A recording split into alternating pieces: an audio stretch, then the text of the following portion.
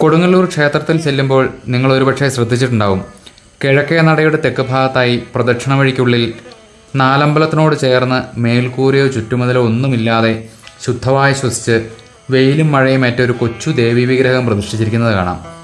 ചാമണ്ടി രൂപത്തിലുള്ള ഒരു പ്രതിഷ്ഠയാണത്. ഇതാണ് തവിട്ടുമുത്തി. ഇവിടെ പ്രത്യേകിച്ച് പൂജയും നിവേദ്യങ്ങളും ഒന്നുമുണ്ടെന്ന് തോന്നുന്നുമില്ല. പക്ഷേ ഈ ഭഗവതിക്ക് മറ്റൊരു വലിയ പ്രത്യേകതയുണ്ട്. അവിടെ തവിടുകൊണ്ട് നമ്മളെ ഒഴിഞ്ഞിടുകയാണ് പ്രധാന വഴിപാട്. തവിട്ടുമുത്തിക്ക് തവിടാടിക്കാമെന്ന് വഴിപാട് നേർന്നാൽ വിട്ടുമാറാത്ത ശ്വാസകോശ സംബന്ധമായ അസുഖങ്ങൾ മാറിക്കിട്ടുമെന്നാണ് വിശ്വാസം.